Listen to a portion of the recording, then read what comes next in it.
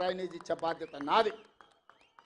ఈ ప్రాంత అభివృద్ధి కోసం నిధుల మంజూరు కోసం అండగా ఉండడానికి నేను బాధ్యత తీసుకుంటున్నాను మిత్రులారా, మీకు అందరికీ తెలియజేస్తున్నా.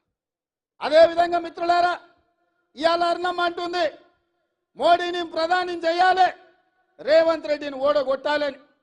నేను అడుగుతున్నా, 10 ఏళ్ల నుంచి నరేంద్ర మోడీ ప్రధానమంత్రిగా ఉన్నాడు కదా, ఏ రోజైనా పాలమూరు రంగారెడ్డి ఎత్తిపోతల కోసం 10 పైసలు తెచ్చినవా? జాతీయ హోదా తీసుకొచ్చినవా? మా మాదిగ బిడ్డల ఏబిసిడి వర్గీకరణ కోసం ఏ రోజైనా ప్రధానమంత్రిని కలిసినవా? మా ముదిరాజు బిడ్డలు డి గ్రూప్ నుంచి ఏ గ్రూప్ మార్పించడానికి మీ నాయకుడు నరేంద్ర మోడీ దగ్గరికి ఎప్పుడన్నా మా వాళ్ళను తీసుకెళ్లినవా అని నేను అడుగుతున్నా. ఇవాళ మహబూబ్ నగర్ రాయచూర్ రోడ్డు ఎందుకు పడావు పడ్డది? దాని కాంట్రాక్టర్లు ఎవరు? ఆ నిధులకు దోపిడీకి పాల్పడ్డది ఎవరు అని నేను అడుగుతున్నా.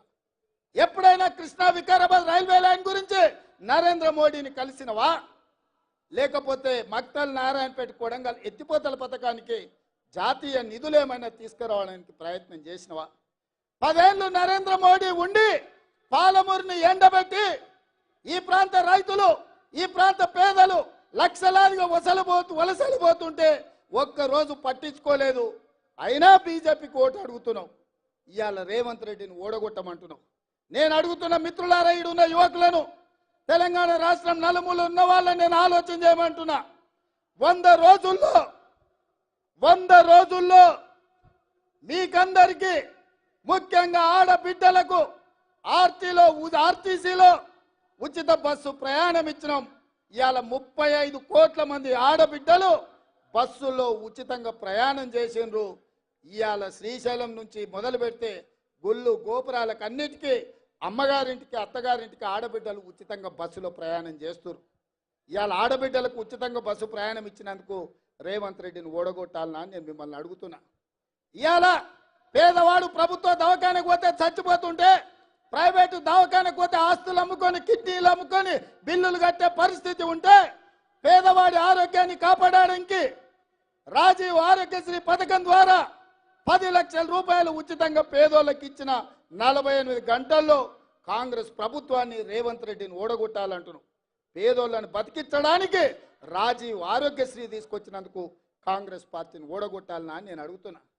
ఇవాళ కట్టెల పొయ్యితో కన్నీళ్లు గార్చుకుంటూ ఆ పొగ ఊపిరితిత్తులకు పోయి క్యాన్సర్ వచ్చి చచ్చిపోతున్న ఆడబిడ్డలకు ఆనాడు 400 రూపాయలకే సోనియమ్మ సిలిండర్ ఇస్తే, ఈ మోడీ పాడుగాను మోడీ వచ్చి 12 నూర్లు చేసిండు సిలిండర్. 1200 సిలిండర్తో కొనలేక మళ్ళా అటుకెక్కిచ్చిన గ్యాస్ పొయ్యి సిలిండర్ను కిందికి దించి ఆడబిడ్డలకు 500 రూపాయలకే సిలిండర్ ఇచ్చినందుకు కాంగ్రెస్ను రేవంత్ రెడ్డిని ఓడగొట్టాలని నేను అడుగుతున్నా.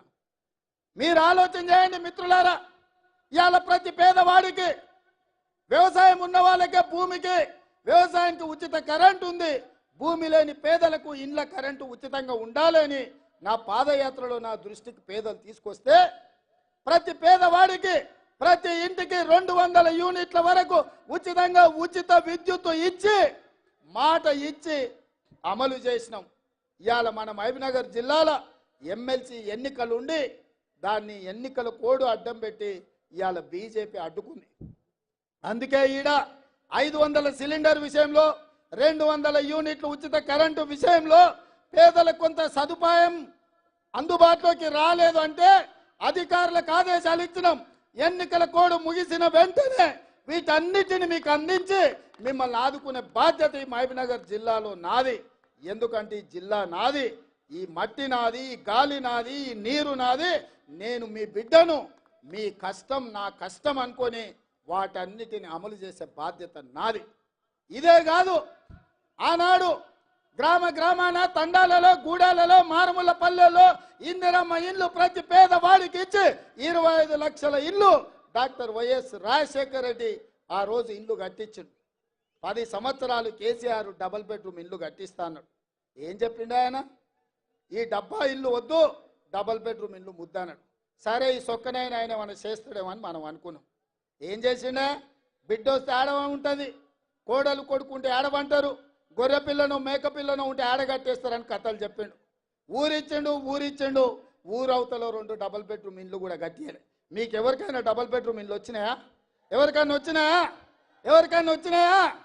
మాటిచ్చి మోసం చేసి డబుల్ బెడ్రూమ్ ఇల్లు ఇవ్వనందుకు కేసీఆర్ను గోతి తీసి బొందబెట్టిన సంగతి ఇవాళ కేసీఆర్కు అర్థమైతలేదా అని నేను అడుగుతున్నా. ఇవాళ నేను రాగానే 4,50,000 ఇండ్లు ప్రతి నియోజకవర్గానికి 3,500 చొప్పున 22,500 కోట్ల రూపాయలు పేదవాడికి ప్రతి ఇందిరమ్మ ఇంటికి 5 లక్షలు ఉచితంగా ఇవ్వాలని నేను నిధులు మంజూరు చేస్తే ఇవాళ రేవంత్ రెడ్డిని ఓడగొట్టుండ్రి, కాంగ్రెస్ పార్టీని పడగొట్టంటున్నారు. ఎవరంటున్నారా? బీఆర్ఎస్ వాళ్ళు అదే అంటారు, బీజేపీ వాళ్ళు అదే అంటారు. అందుకే మిత్రులారా మీరు ఆలోచన చేయండి. ఆర్టీసీ బస్సులో ఉచిత ప్రయాణం ఇచ్చినందుకు కూడగొట్టాలనా? రాజీవ్ ఆరోగ్యశ్రీలో 10 లక్షలు ఇచ్చినందుకు కూడగొట్టాలనా? 500 రూపాయలకే సిలిండర్ ఇచ్చినందుకు కూడగొట్టాలనా? లేకపోతే మీకు ఇందిరమ్మ ఇల్లు 5 లక్షల రూపాయలకే ఇచ్చినందుకు కూడగొట్టాలనా? పేదలకు 200 యూనిట్లు ఉచితంగా ఇచ్చినందుకు కూడగొట్టాలనా?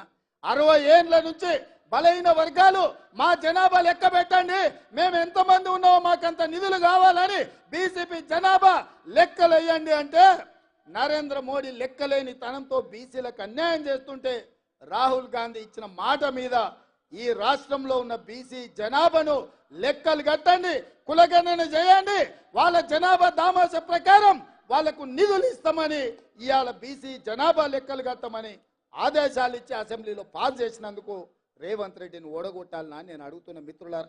ఇదే కాదు, తెలంగాణ ఉద్యమం అంటేనే నీళ్లు నిధుల నియామకాలు. 10 ఏళ్లలో నియామకాలు చేపట్టలే. ఏ ఉద్యోగం వచ్చినా ఇంటింటికో ఉద్యోగం ఇస్తా అన్నాడు కేసీఆర్. మనకెవ్వరికి ఉద్యోగాలు ఇవ్వలే. ఆయన ఇంట్లో మాత్రం ఇంట్లో ఉన్న వాళ్ళందరికీ ఉద్యోగాలు ఇచ్చుకున్నాడు. అల్లుడు మంత్రి, కొడుకు మంత్రి, బిడ్డ ఎంపీ, ఎంపీ కోడిపోతే ఎమ్మెల్సీ, సడ్డకుని కొడుకు రాజ్యసభ ఇచ్చుకున్నాడు. ఆయన ముఖ్యమంత్రి అయ్యాడు. మన పిల్లలు మాత్రం పీజీలు పిహెచ్డీలు చదివి దిల్సుఖ్నగర్లో, అశోక్ నగర్లో, అమీర్పేట్ చౌరస్తాలలో 10 ఏళ్ల నుంచి ఇంటికి రాలేక తల్లిదండ్రులు